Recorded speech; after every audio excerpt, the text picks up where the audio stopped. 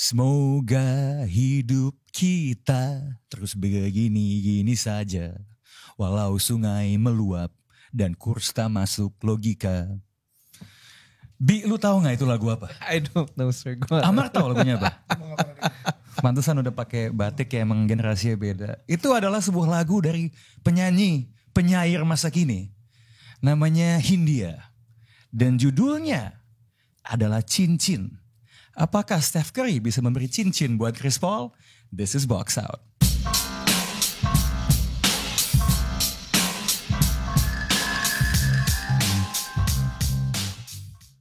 Kayaknya susah ya. Dapat cincin. Anyway, this is Box Out. What up, what up? The most valuable basketball podcast in Indonesia. Kita kedatangan sebuah wajah yang sudah lama tidak ada. Akhirnya kembali. I'm back. Ketua. Kayak MJ tapi ya. Ketua apa Depokan Pronseksual Indonesia? Ya. Undisputed. The Undisputed.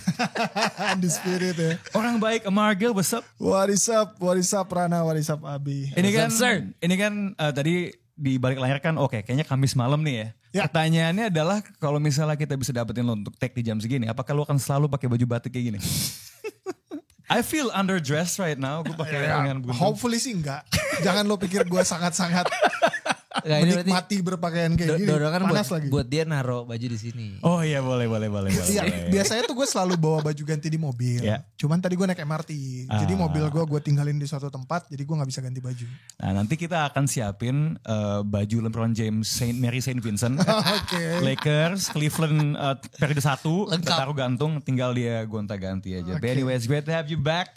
Yes, we will talk about LeBron James ya. Tapi first and foremost, ini adalah NBA season preview Pacific Division. Ini kalau kata orang ini division yang paling stacked ya. Dan kita mulai dengan tim yang kayaknya kalau zaman sekarang fanbase-nya paling banyak di Indonesia. The Golden State Warriors. Gue mau recap sedikit aja. Ini tahun lalu peringkatnya 6th. 44-38 masuk conference semifinals. Key additions yang paling utama adalah Chris Paul melalui trade. I know you like this one, Abi. Dario Saric in free agency. Brandon Podziemski di draft. Ada juga di draft itu Trayce Jackson Davis. Key subtractionsnya korban bogemnya Raymond Green, Jordan Poole ke Washington. Sama Dante DiVincenzo yang kembali ke New York Villanova ya. Bersama dengan Brunson dan kawan-kawan. So just to begin things, ya yang gue bilang tadi sih Mar. Akankah hubungan baru, babak baru antara Steph sama CP3 yang berbuah dengan sebuah cincin juara? Kalau iya gimana, kalau nggak gimana, tolong elaborasi Mar. Namanya preview NBA itu paling sulit ya. Yeah. Lo nebak dari awal, belum ada game yang official terus lo disuruh nebak. Cuman kalau kayak gitu karena lo gak punya matrix bagaimana ini tim udah diuji, bagaimana menghadapi tim-tim juga yang cukup kuat, akhirnya gue menggunakan superstition. Nah jadi gue masih menganggap kesialannya Chris Paul tidak akan bisa menandingi kehebatannya Steph Curry. Jadi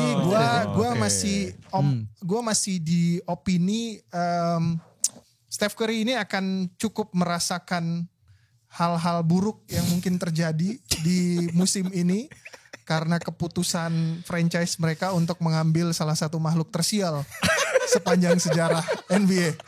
Jadi ya, terima kasih by the way, terima kasih untuk seluruh jajaran manajemen Golden State Warriors yang telah mengambil keputusan ini. Saya tahu tujuan utamanya adalah menyingkirkan Mas Jordan ya, yang hari ini ternyata berpenampilan luar biasa. 40 something point. 41 ya, 41 poin. Ada Jessica Alba sudah di Madison Square Garden. Oke, ya. Tapi akhirnya kan yang mereka ambil adalah Bapak Chris, ya, yang terbukti dia certified manusia sial. Oh aduh. Setelah sekian lama Amar tidak ada langsung pakai superstition. Tapi sebaliknya yes, ya. Ini Abi, you are pretty high actually on this Warriors team. Ya, dan gue rasanya kalau melihat konten beberapa podcast di luar ya, they're high on the Warriors but not as high as you. Tolong lo jelasin kenapa menurut lo kombinasi CP3 dengan Steph Curry lebih banyak manfaatnya daripada mudarat yang dibilang Amar tadi. Udah pernah dibahas juga kan waktu itu kan. I think it's more on jadi memberikan satu elemen yang belum pernah ada di Warriors sebelumnya lah. kayak traditional ball handler gitu kan. Dulu kan kalau Steph seringnya main sama the likes of Draymond Green, Klay Thompson, which is kind of modern NBA players. Sekarang ada kayak CP3 yang Tapi si traditional ball handler itu apakah cocok sama karakternya Golden State ya? Lo gak akan ngerasa dia bakal dribble. tiba-tiba Abis itu hamstring. Lo yakin itu bisa tidak mengurangi fluidity-nya Warriors yang itu merupakan lo kalau ngomongin Warriors itu adalah salah satu part terkuatnya mereka kan. Iya. Dan kalau dari tahun lalu kan kayak kita ngatur lawan Lakers tuh sempat dicoba untuk kayak oke, kalau misalnya kita disuruh main nggak bisa off ball di top lock terus dijaganya sangat agresif lah. Curry nggak bisa lari dari screen, mereka masuk ke pick and roll kan. Yang Curry jadi banyak bola. Nah itu jadi banyak bola. Curry capek and then he ran out of gas basically. Sekarang dengan ada Chris Paul, lu punya seorang yang megang bola lagi selain dia, so it's a good hedging move. Dan juga ngelepas Jordan Poole kan yang angin-anginan ya. Kalau misalnya lagi wangi banget, it brought them a championship. Kalau lagi bau banget, tahun lalu jadi bulan-bulanan banget kan. Sebelum lo nanya sesuatu, gue ada tanya. Menurut lo, prediksi lo berapa game yang dibutuhkan Warriors untuk Klay Thompson memberikan gestur sebel banget sama Chris Paul yang nahan bola, yang dia udah lari bolak-balik nyari screen. Puluhan ribu screen itu yang dilakukan, tapi tiba-tiba Chris Paul enggak. You really hate Chris Paul. dia serang Chris Paul, tapi lewat gua. Aduh, Tufel.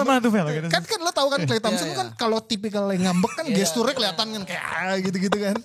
Menurut lo berapa game yang akan dibutuhkan untuk itu terjadi? Ini menarik nih, karena Klay Thompson kan extensionnya lagi rada ngadat ya. Nah, mungkin kalau misalnya ini nggak ada masalah extension, I'd give it like mungkin satu musim dia bisa tahan lah. Tapi kalau dengan adanya masalah extension, and this is a good point karena dia bring up Klay Thompson nih, bisa jadi I think by abis bukan play apa namanya itu in season tournament, dekat-dekat situ tuh. I think that there would be gitu. Karena I think di in season tournament lo ekspektasinya adalah kayak this is like a competition dan kawan-kawan. Kalau mereka berhasil sampai ke semifinal terus ada sesuatu yang terjadi di situ, itu titik drama yang bisa terjadi banget tuh. Jadi ini Chris Paul nih, menurut Amar selain dia sebagai jinx untuk hasilnya Steph gitu, juga jinx Klay Thompson bisa aja ngambek cabut gitu ya. Kalau gue sih lebih ngeliat kayak tadi ya, maksudnya kalau kita udah nggak ngomongin superstitiousnya lagi tuh superstition itu tadi, gue ngomongin soal gamenya tadi, gue masih belum melihat identitinya Chris Paul selama ini. Dia udah terlalu lama di liga, lu tiba-tiba mengubah permainan dia, itu sulit. Dan identitinya Golden State Warriors semenjak dipegang sama Mark Jackson, itu identitinya tuh udah begini sampai sekarang. Terus tiba-tiba apakah itu mau di-adjust? Agak sulit. Unless lu bener-bener ngejadiin dia kontributor sebagai six man yang akan ngebawa second teamnya Warriors untuk main mungkin dengan kombinasi gaya keduanya. Tapi kalau dia sebagai pemain mungkin bukan masalah starting lineup ya, tapi minute play-nya lebih banyak daripada pemain mungkin pemain ke-5 atau pemain ke-6-nya Warriors. Terus dia jadi closing lineup. Gue gak tahu, tapi gue akan intrigue untuk melihat itu gimana bekerja. Gue cukup pengen jadi advokat Chris Paul sedikit ya. Kalau in that sense gitu. Gue mungkin Amar lebih suzon dan you're not completely bought in dengan stylistic fitnya kali ya. Apalagi dalam situasi offense yang Golden State mainkan. Gue akan bilang kayaknya Chris Paul tuh harusnya IQ-nya cukup tinggi ya. Ini kan IQ lawan ego nih. Right, apakah gue akan maksain gaya main lo atau gue juga akan ngerekalibrasi gaya main gue dengan Golden State. Nah gue ngerasa this is actually your argument juga. Dia biasanya tendensinya kalau ke tim baru, walaupun gaya mainnya belum tentu yang dia datengin tuh sama kayak dia, he can usually adjust. Waktu ke Rockets jadi oke, waktu ke OKC tiba-tiba ada 3 guard lineup, kemudian ke Phoenix at least di 1,5 musim pertamanya oke gitu. Tapi di sisi lain gue juga ada skeptisnya sama Chris Paul sebenarnya. Gue gak tahu apakah kehadiran dia menyelesaikan semua defisiensinya Warriors musim lalu. I don't see how this team will play good melawan tim yang size-nya gede sebenarnya. Gue jujur belum tahu jawabannya. Apakah Dario Saric misalnya akan jadi jawabannya? Gue gak tahu gitu. But I do think Apalagi kalau situasinya di stagger kan. Walaupun stylenya beda kan, kita pernah ngeliat dia di Houston Rockets agak di stagger sama James Harden kan. Dia main second unit, menurut gue sih harusnya benefitnya akan cukup banyak buat Warriors. Dan yang semua orang hype itu kan adalah soal Steph Curry main off ball lebih banyak kan. I'm intrigued juga untuk ngeliat gimana ya. Kalau misalnya dia sama seorang ball handler yang bukan Raymond Green. So menurut gue akan ada a bit of upside, but ultimately ya. Again, belum ada proyeksinya.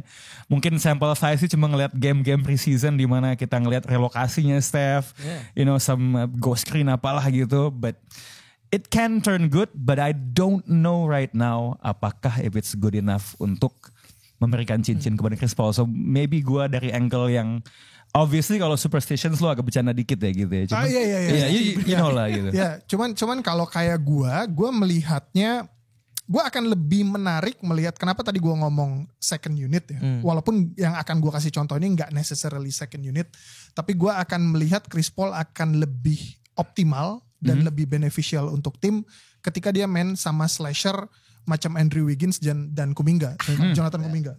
Menurut gue itu akan menarik banget ketika lu punya slasher kayak gitu, terus lu tiba-tiba naruh Saric yang bisa di post juga dia menurut gue oke, ketika dia juga di luar juga oke. Itu menurut gue akan lebih menarik ketimbang lu melihat Chris Paul megang bola, rotasi gila-gilaan screen yang tadi gue bilang puluhan ribu kali, dan apakah itu bisa lebih efektif daripada ketika dia main sama slasher. Paling tidak karena sudah proven kalau dia main sama slasher bisa lebih bagus, gue ngelihatnya dia lebih punya potensial untuk ngisi kekosongan itu. Setidaknya offense-nya Warriors tuh jadi lebih heterogen sebenarnya. Itu yang sebenarnya kayaknya kan, soalnya itu yang sebenarnya kayak agak gampang kebaca kan di playoff, like they had to adjust, and adjustment itu selalu melalui let's just put more burden on Steph Curry and itu yang bahaya kan. Nah, cuma tadi lo juga mention nih Kuminga and maybe Moses Moody ya, jadi slasher misalnya kan. Musim lalu bahkan di playoffs lawan Lakers, Kuminga tuh gak masuk rotasi. Like that's a huge drop off dari tahun sebelumnya ketika dia main di final. Nah, menurut lo nih Chris Paul yang kalau dengar ceritanya dia sebagai seorang mentor nih banyak membina main-main muda, do you think Kuminga is gonna have a better year dibandingkan musim lalu? Yes, of course. Jauh atau gimana? Karena satu pemain yang menurut gue agak bikin Kuminga drop off itu adalah Jordan Poole juga terlalu dominan kan ketika bench unit. Sekarang diganti sama Chris Paul yang mengisi role Jordan Poole di second unit itu, lebih bagi bola, lebih directing, hits that that quick pass, that quick cuts. So it's gonna be interesting sih. Tapi hopefully Kuminga ini bukan di showcase buat terhitung ya, karena I don't know, it's buat trade. Ya. Buat oke. Ya, gue nggak mau juga sih, karena kayak dia satu pemain yang menurut gue kalau misalnya developernya bisa pas ya, dan dia IQ bisa nyampe, dia tuh bisa jadi yang ngelanjutin Draymond's role in the future sih. Oh, jadi kayak stopper, defensive anchor. Oh, oke. Gue kira dia bakal jadi pemain defensif yang lebih jago di perimeter, but that's an interesting take. Kalau kita ngomongin tiering deh, Mar. Lo Warriors tier di barat, dia tier 1 gak buat lo? Kalau ngomongin barat, tapi kebetulan ini divisinya juga sama ya. Kalau bilang tadi emang divisinya kuat banget anjir. Bahkan satu state aja divisinya gila. Gue itu meletakkan posisi mereka itu gue kalau di barat gue ngebagi menjadi 3 tier. Yang kalau ngomongin penantang ya. Kalau ngomongin penantangnya ada 3 tier. Penantang aja ada 3 semua tier. Contender ya. Kalau ngomongin penantang ada 3 tier, dan Warriors ini ada di tier 3. Oh 3 justru. Tier 3. Bersama dengan Clippers dan Lakers. Kings. Dan termasuk menurut gue Sacramento Kings juga bisa masuk situ. Maksudnya tim yang akan memperebutkan posisi, let's say posisi 4 sampai posisi 6 atau bahkan posisi 3 gitu loh. Okay. The West is wild and competitive. Iya, menurut gue itu. Nah, dan gue ngebagi tier 1 dan tier 2-nya itu saking menurut gue mereka akan dominannya hanya diisi masing-masing oleh satu tim. Oke. Kayaknya gue tahu tuh 2 tim itu apa. Lo di tier berapa, Bi? 1 ya? Lo 1 kan? I think tier yang lebih kurang ya. Karena 1 itu kan isinya tadi, tier 1 berarti kalau isinya Denver, mereka sama Suns. Tier 2-nya, gue cuma 2 tier ya. Okay. Ultimately, Bi, mungkin just untuk nge-reemphasize ya. Warriors tuh ujung-ujungnya di tier 1 lo tuh kenapa? I think it's just like, yang tadi bilang, CP is too smart, Curry is too dominant. Dan mungkin sekarang yang bisa menghentikan mereka cuma satu orang jadinya di tim itu. Draymond Green marah-marah sama CP3 karena Draymond Green itu very dominant kan. Dan CP3 kan juga karakteristiknya personality sangat-sangat dominant. Mungkin kalau ada friksi gak tuh? KD aja bisa dimarah-marahin gitu-gitu. I can imagine maybe 1, 2, 3 kali. Tapi menurut gue juga yang salah satu ada improvement yang jelas ini pasti ada gitu ya. Karena setelah cederanya Clay, Warriors hampir gak pernah punya guard dengan minute play tinggi yang bisa bermain defense secara konsisten cukup baik. Ya, CP3 nggak gini, gue nggak ngomongin CP3 masih di kaliber defender kayak dia dulu ya. Tapi CP3 itu suka ngomongin gara-gara size kecil segala macam. Dia tuh salah satu guard dengan defensive ability paling bagus loh pada era emasnya dia. Dan gue yakin dia masih punya IQ untuk melakukan at least ini adalah perbaikan daripada lo naro Jordan Poole sebagai defender. Ya, bahkan tapi tetap bakal di hunt gak sih menurut lo? Come playoff time? At this point mungkin iya, tapi semuanya kecuali Klay Thompson juga akan di hunt sih. Kalau lo ngomongin gitu, walaupun Steph Curry juga, walaupun Steph membaik, Steph Curry membaik di 2 musim terakhir gue yakin. Tapi sekarang nggak tahu ya. Tapi mungkin karena energinya juga udah bisa ke reserve karena nggak terlalu banyak harus ngontrol bola, dia juga bisa jadi lebih baik. It's a fun question for both of you ya. Karena kan selalu kita waktu ngomongin Dame ke Bucks, offensive nih, improvementnya lebih besar daripada defensive defisiensinya kan. Kalau CP3 sama Dame lebih ngangkat offense-nya mana? Bucks, Dame ke Bucks atau CP3 ke Warriors? Offense-nya. Bagi gue sekarang sih Dame ke Bucks kalau gue. Dame ke Bucks. Iya dong. Dame dong. Kalau offense-nya ya. Offense-nya. Okay. Yeah, what's the counter? Because you are very high on CP3 ke Warriors. Gue gak not that high gitu. Okay. Tapi maksud gue adalah kayak I think that could be an argument juga di mana kayak yang tadi kalau misalnya kemarin begitu Curry duduk abis tuh tim, apalagi kalau Poole lagi bau, itu dia kayak memberikan floor yang fondasi yang cukup bagus untuk still maintain that same level. Gue akan bilang gini sih, and this is to your point ya. Sekarang sih kita udah ngelihat bahwa Houston Rockets zaman itu was 66-16 ya, best team. It was like one bad 3-point shooting game away from a championship. Nah, cuman menurut gua konsensusnya dan mungkin CP3 pada masa itu lebih jago daripada sekarang lah ya, masih sedikit lebih muda gitu ya. Cuman gua inget kok konsensus umum ketika itu pindah, not everyone said it was a good trade. Not everyone said it was a good trade. Dan gue jujur waktu itu gue nggak nyangka akan sampai jadi first best team in the West juga dengan dia staggered. So to your point, bisa jadi gitu. 1 tambah 1 jadi 3 tuh bisa aja gitu. But bagi gue ya shortcoming si Warriors tuh is not in that department sih gitu. Gue cuma takut when it comes to banging in lawan tim yang lebih gede. But I don't know. I mean bisa aja men output dari kedua point guard terbaik sepanjang masa yang bukan Magic Johnson dan Isaiah Thomas ini menjadi tapi menurut gue ini kayak di tim ini apalagi mereka dimainkan di saat yang bersamaan di lapangan ini akan ada semacam ada 2 Draymond Green, yang satu versi miniatur yang mana bisa jadi keduanya torehannya akan triple single. Tapi kayak 888 gitu. Oh iya maksud gue signifikan maksudnya dan it's a good triple. Dan kalau misalnya lo lihat juga dari winning plays dari eye test dan segala macam akan signifikan terhadap permainan, tapi ya kurang lebih torehannya gitu. Pernah nggak sih ada yang ngehan Draymond Green? Gimana? Maybe this is like di abad 20 the most smartest duo in the court possibly ya. Kalau ngomongin IQ, I've never seen LeBron share the court with someone that's smart. Sama Rondo Rondo paling even when they combine dia nggak bisa ngelawan satu LeBron. Musim banget ya. Nanti ada kok kebagian ya. Oke, kita pindah ke tim yang dikalahin sama Golden State di playoffs musim lalu. They came really close actually, the Sacramento Kings. Kalau kita ingat surprisingly mereka peringkat 3 di regular season musim lalu 40-34, kalah in 7 lawan Golden State di first round. Key additionsnya Chris Duarte dari Indiana, JaVale McGee in free agency. Nah ini yang lo suka ya dari EuroLeague. Is he gonna crack the rotation si Sasha Vezenkov? Susah ya? I don't think so. Mike Brown udah ngomong ya? Sering banget kalau lagi main time out dia dimarahin sama Mike Brown. Oh ya? Defensive positioning jelek lah, he missed 1 rotation lah apalah, so bahkan MVP-nya EuroLeague cannot even crack the Sacramento Kings rotation.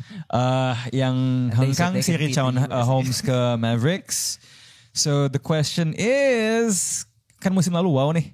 Tapi Sacramento Kings ini raja semusim atau raja boneka menurut lo? Raja boneka. Semusim. So they're gonna go down. They're gonna be the Atlanta Hawks of Kenapa tuh? that season. Karena tahun lalu mereka tuh absurdly healthy. Hampir gak ada yang cedera. Oke. Cuman Sabonis doang tangannya kalau gak salah retak atau apa. But I think that's something yang dia masih bisa main terus gitu. Sama dadanya diinjek doang. Sama Draymond Green. Emasculated ya. Tapi selain itu gak ada. No, they were healthy. Lu gak percaya bahwa pemain-pemain kayak De'Aaron Fox atau gitu akan step up naik satu level? Again, the best ability is availability. Dan mereka dapat banget availability tahun lalu. Dan menurut gue, I think they're one injury away from, Oke. Karena improvement di rosternya nggak terlalu ya Gak ada perubahan ya. roster ini lah. run it back lah ya istilahnya. Karena the scheme is good. Not saying that they're a bad team, tapi menurut gue kayak it's impossible for a team yang stay healthy 2 musim berturut-turut. West akan lebih stack dibandingin musim lalu. Tapi that being said, Mark tadi lo bilang dalam sistem tiering lo, bahkan Kings tuh bisa masuk nih. Selain kesehatan tuh apa nih faktor yang bisa bikin Kings tuh masuk ke contention di barat? Dengan asumsi bahwa semua akan sehat gitu ya, kayak tadi dibilang sama Abi, gue ngelihat tim yang musim lalu bisa compete dengan baik, tidak banyak pergantian roster, pelatihnya masih sama, segala macam.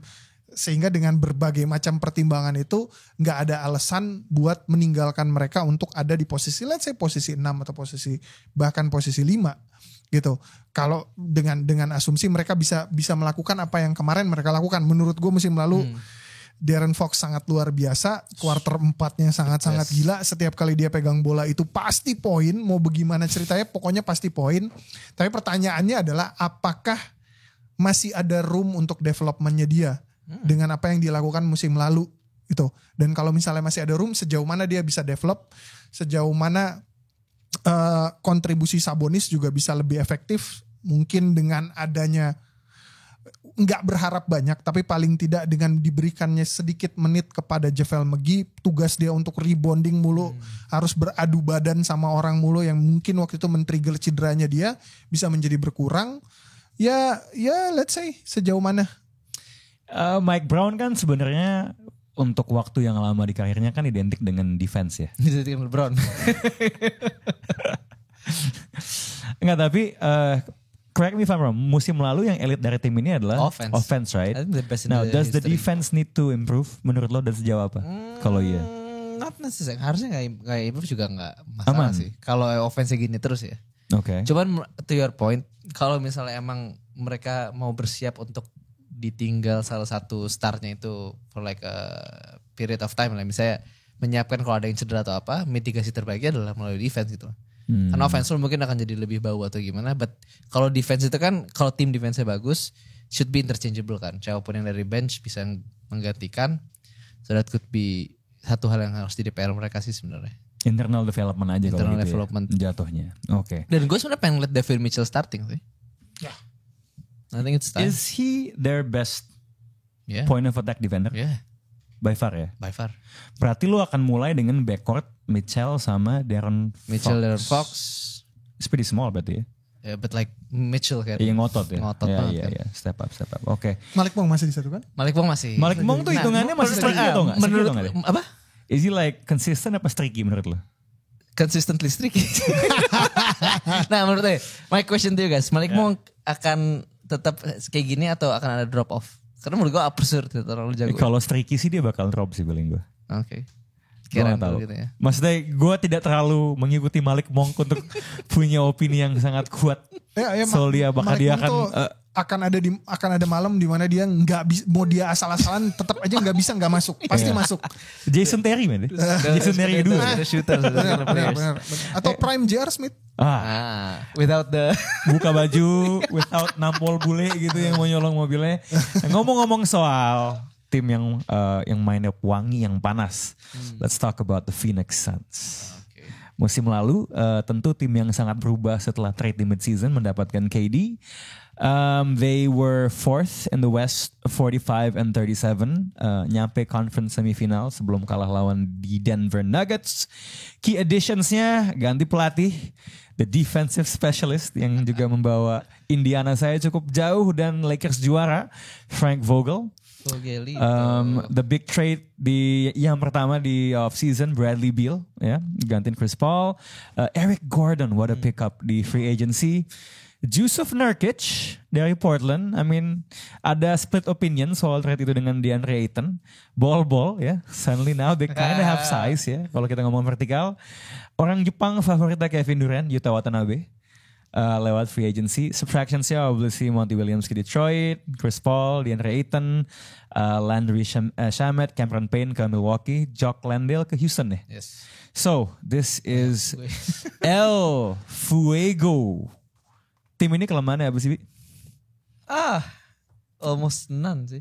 Really? Yeah. Defense pun lo cukup high on them. Depth Deep banget. Kalau menurut lo gimana, Mar? Lo nanya depth, do you feel ini tim yang deep atau enggak? I mean, sebenarnya kan depth tuh bisa bermacam-macam. Bisa lo banyak pemain yang lumayan. Atau tapi ada kelemahannya enggak dengan let's just say dia punya banyak pemain yang lumayan? Anjir, ini tim ini kayak variatif ya. Kayak bikin pakai PS sih ngebikin tim ini. Tapi gue masih menempatkan dia di tier 2 by the way. Tier 1 lo berarti isinya? Denver Nuggets pasti. Top. Oke. Kelemahannya adalah unless KD bisa lebih banyak untuk ada di paint dan ball bisa banyak juga di paint dan lebih bagus, kelemahannya adalah di paint defensively. Karena gue nggak ngelihat kalau ya makanya gue bilang, tapi kan bol juga bobol kan malah kebol-bolan ya. Dan gue nggak ngelihat Mas Yusuf ini sebagai bapaknya Mas Isa bisa bapak yang tidak tahu kok tiba-tiba bisa isi istrinya. Jadi dia kayaknya masih belum bisa gue percaya buat available terus-menerus. Cedera ya masalahnya? Iya, availability lah. Oke, gini deh. Ini kan kayaknya gampang untuk bilang nggak available ya, masalah cedera. Let's just assume dia sehat terus-menerus. Nggak masalah tuh bisa main optimal gitu. Lo tetap melihat Jusuf Nurkic a potential weakness nggak di tim Suns ini? Enggak. Oh enggak, justru he holds up better dibandingin Ayton buat lo. Ya enggak dong kalau dibandingin Ayton. Kalau dibandingin Ayton kan Ayton yang pindah. Iya, tapi kan apa yang didapatkan dengan mengganti bersama. Iya, maksud gue ketika lo ngomong trade nggak bisa satu persatu dong, tapi apa yang lo relakan dan apa yang lo dapatkan worth every money, Pak. Jadi menurut gue tim ini sulit sih sebenarnya. Tadi kenapa kayak gue bilang soal kedalaman bench juga. Practically speaking ketika lo ngomongin playoff paling lo gak butuh kedalaman bench banget lah ya. Kalau semua sehat lo paling cuma butuh 7-8 pemain yang benar-benar udah masuk dalam rotasi lo. Tapi ketika regular season lo berusaha mengistirahatkan pemain-pemain utama lo untuk menghindari cedera dan lain-lain. Menurut gua bukan gua ngomongin weakness banget ya. Tapi kayak kalau lo pun mau nyari lah ya. Ini kan susah nih nyarinya nih. Menurut gua kedalaman tim ini gua bilang tidak sebagus Denver. Gitu. Secara overall atau di posisi tertentu?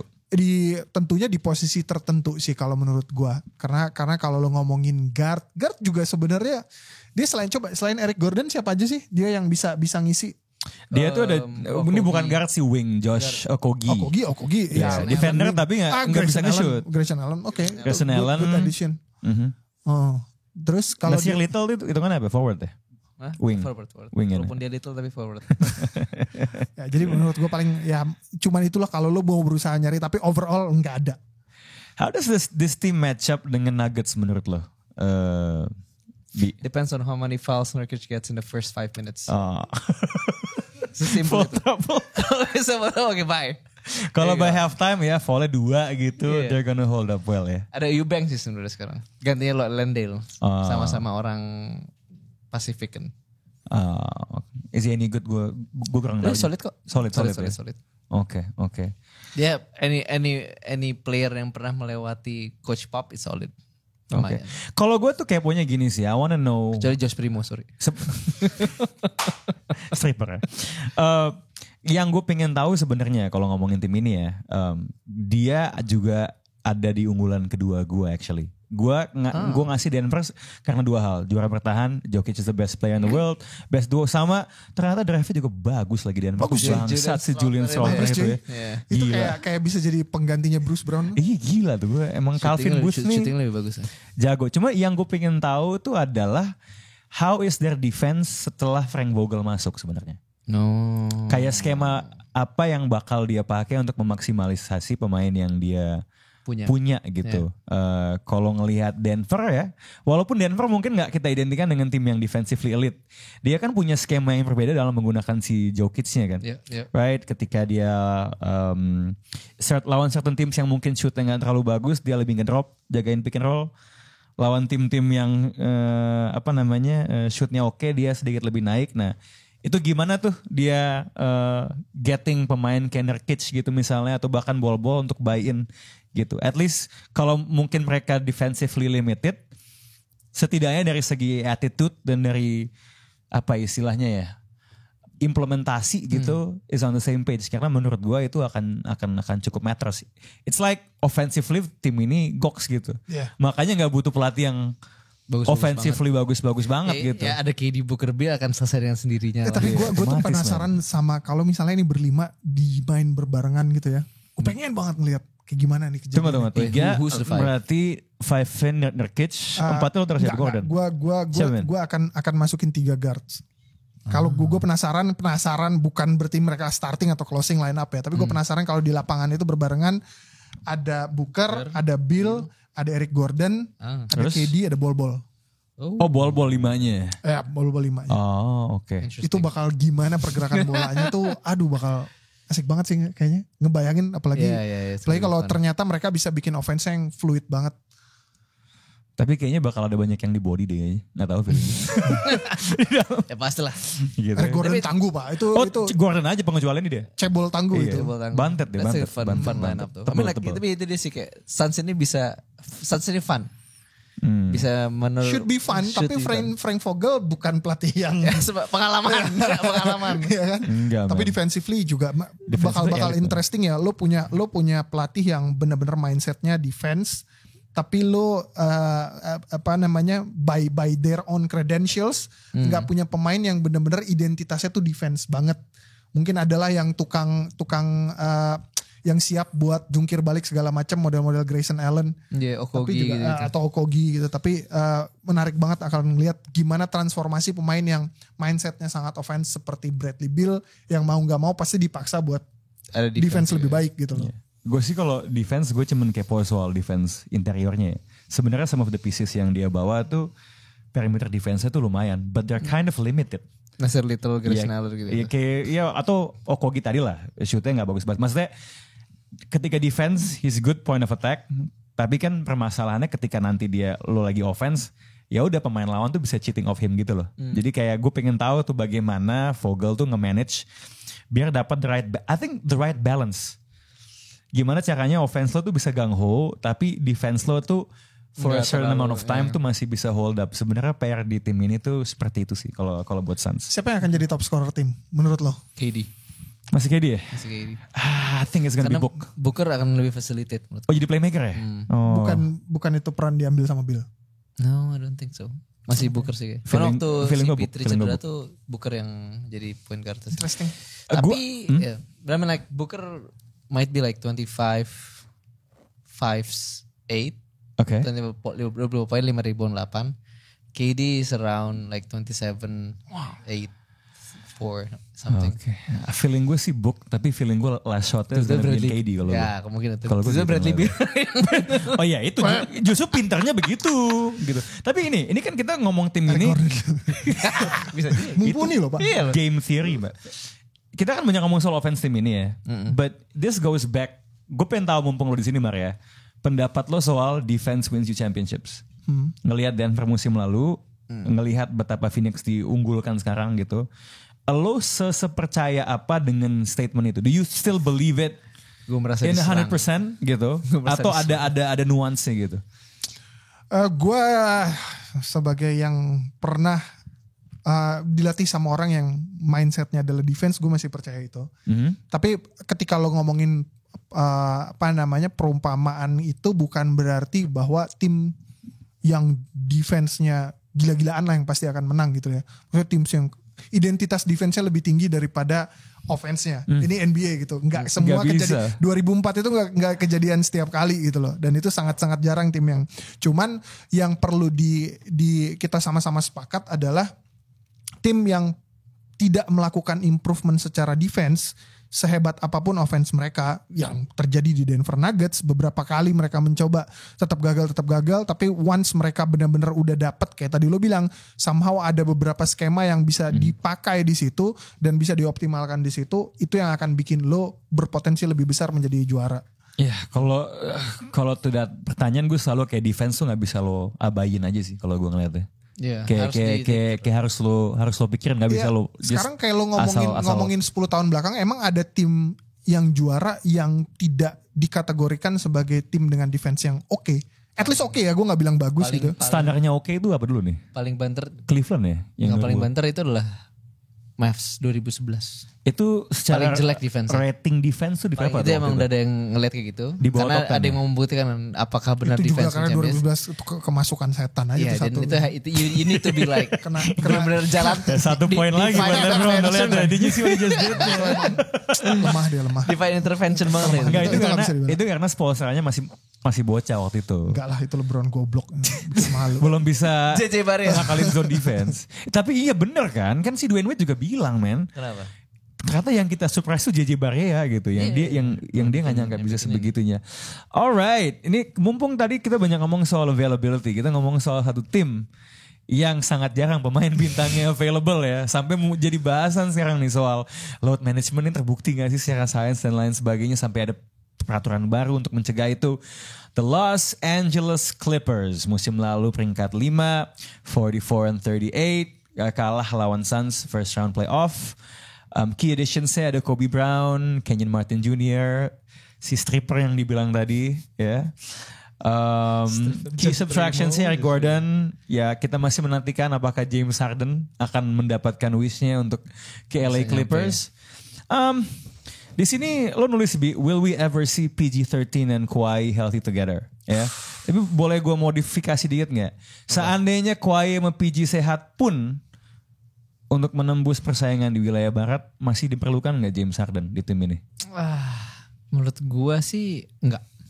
Oh, jadi justru kalau dua-duanya sehat, lu pede tim ini nih akan justru lebih bagus malah. Oh, lebih bagus. Karena James Harden itu apa ya? Kalau lebih mungkin James Harden ngambek dibanding Kawhi cedera lagi. Oke, nah fair game. Menurut gue that's the risk. Fair game. Gak apa-apa. Yeah. Semua orang juga udah bilang he's the biggest quitter gitu kan. Udah, fine. Oke. Kalau gitu kita kesampingan Harden lah ya.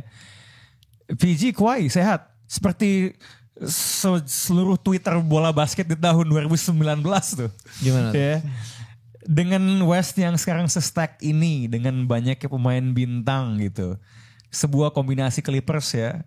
Dengan dua bintang mungkin wing defender, kombinasi terbaik di NBA gitu ya. Gimana man? Is it good enough in this NBA? Mungkin kalau Jokic nggak sejago ini secepat ini masih bisa sih. Jokic already beat them ketika ada eranya gitu. Yeah. Tapi waktu itu I think it was like Doc Rivers yang ahli ngechoke aja kan. Yeah. Oh yeah, okay. But I mean with kalau ini zamannya waktu 16-17 gitu ya. Mungkin chance-nya lebih gede kali. Sekarang dengan Jokic udah merajalela dan udah punya teammates kayak Aaron Gordon, KCP, Jamal Murray juga udah kayak gini ya, it's gonna be hard.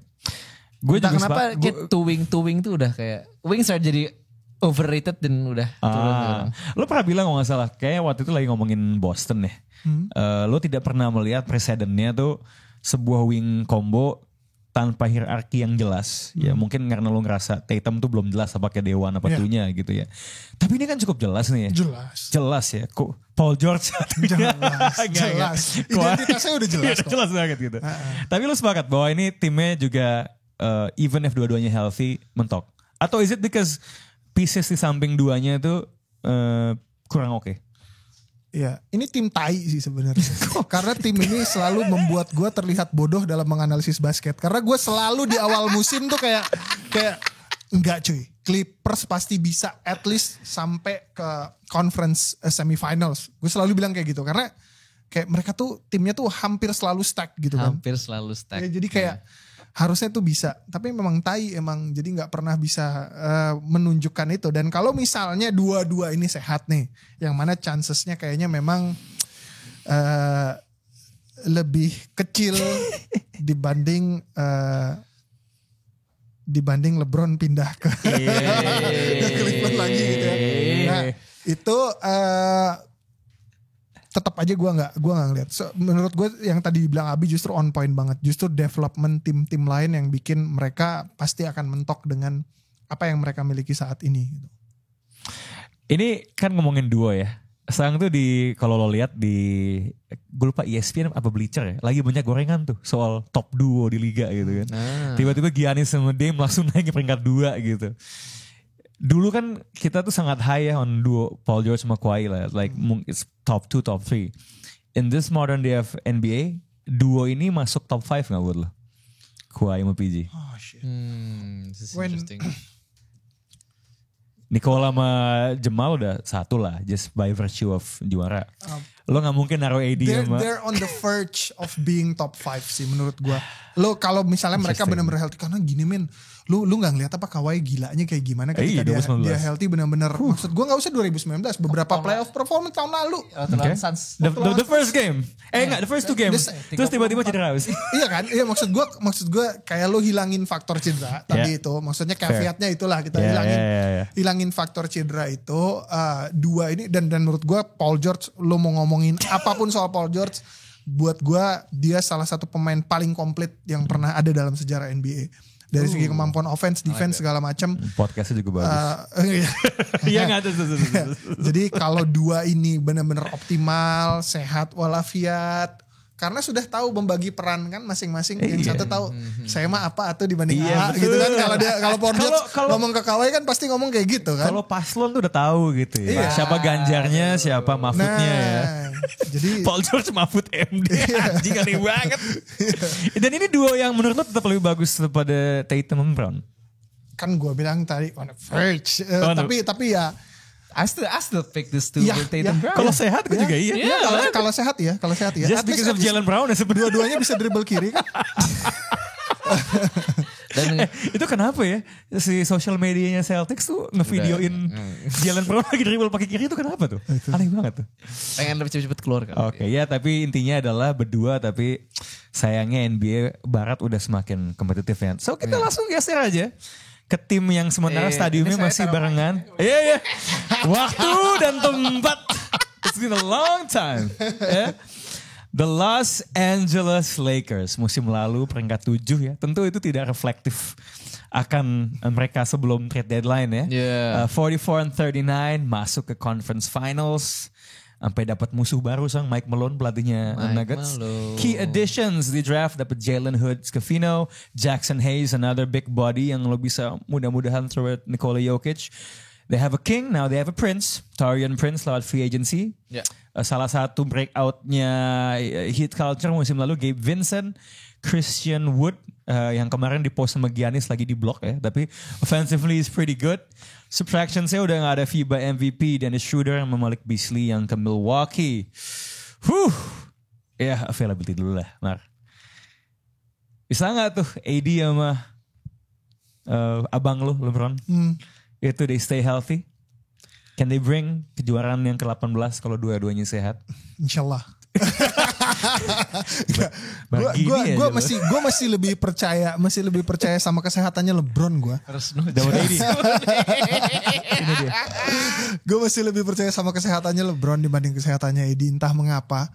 Ya lu gini kalau soal lu bisa prediksi apa enggak sih kesehatannya orang, cedera pemain nggak akan bisa lah ya. Cuman ya, lu cuman bisa berharap bahwa mereka dengan terutama Eddie dengan berbagai rotasi yang mungkin saja bisa dilakukan dengan adanya Vanderbilt, udah gitu juga ada Jackson Hayes yang menurut gue juga menjadi additional yang oke, karena waktu 2020 Lakers itu salah satu kemenangannya adalah menang di size. Dia secara size mereka cukup dominan.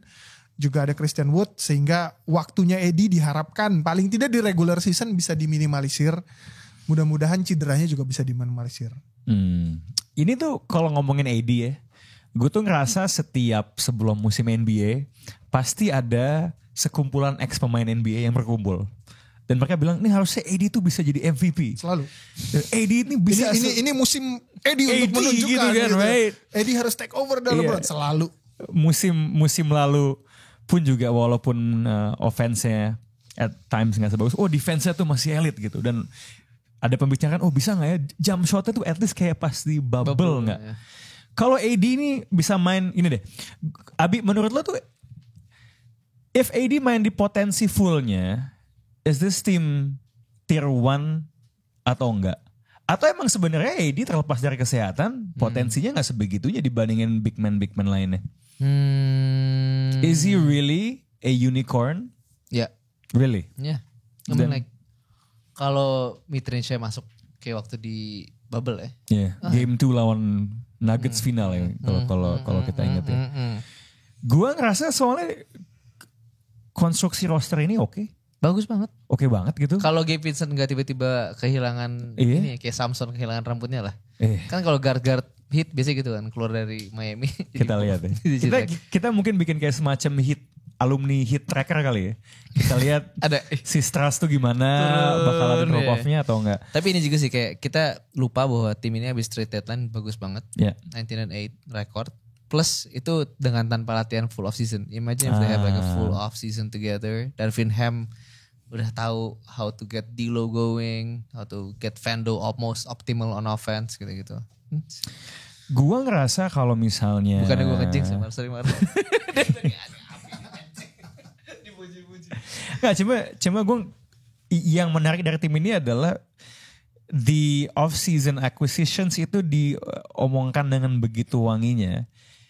It's like kalau yang lain tuh kita sering ngomong, oke, ini lu udah punya bintang nih, role playernya bagus nggak ya?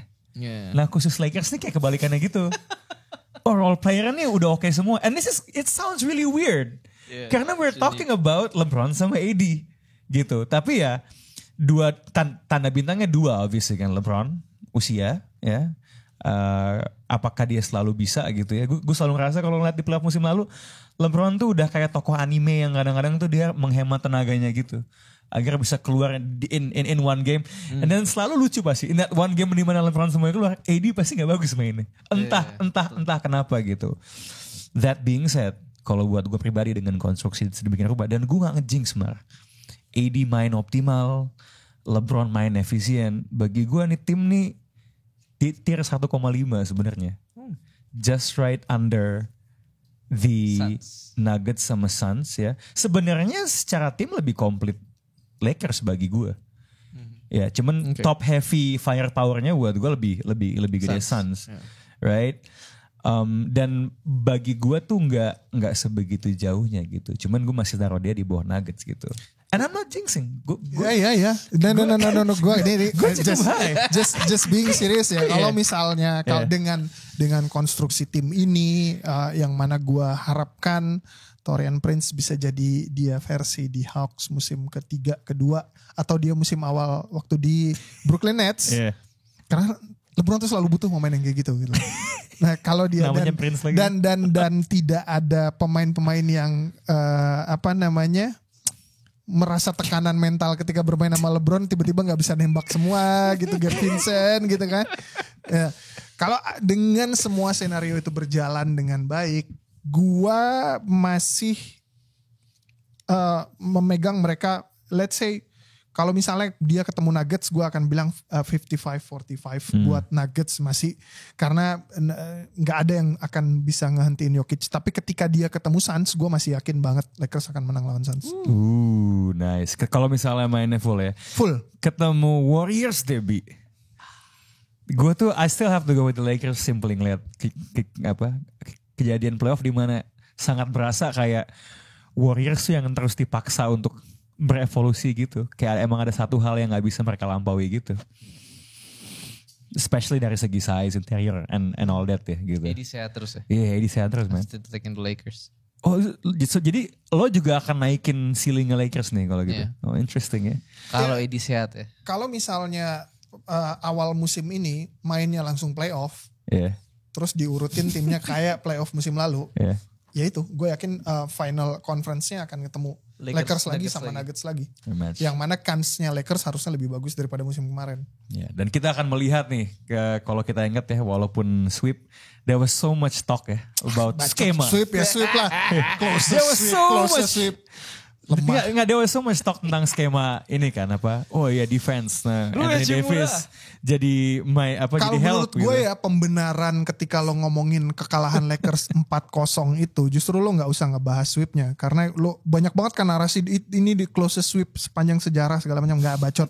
Cuma menurut gue justru yang patut diapresiasi adalah tim yang segitu hancurnya ketika trade deadline terjadi mereka bisa merangkak masuk ke conference finals. Itu indicating bahwa tim ini punya potensi yang gede banget. Dan ketika Abi bilang tadi diberikan waktu untuk bermain secara full, dilatih secara full, pemainnya sehat. We'll see. And that's with LeBron kakinya satu cedera lagi. Yeah. So nanti kita lihat aja nih, it's about if the Lakers have dikasih time ya. Dan kita juga akan lihat apakah LeBron has enough time to get another ring. Itu aja buat preview Pacific Division. Sangat top heavy. Dan range kemungkinannya juga sangat banyak. Sound out ya di kolom komen. Apakah lo sepakat dengan opini Amar atau Abi gitu? Apakah menurut lo kebalik gitu? Harusnya Suns yang harusnya Kings yang paling tinggi gitu. We never know. Tapi itu aja buat Box Out episode ini. This is Box Out and we are out.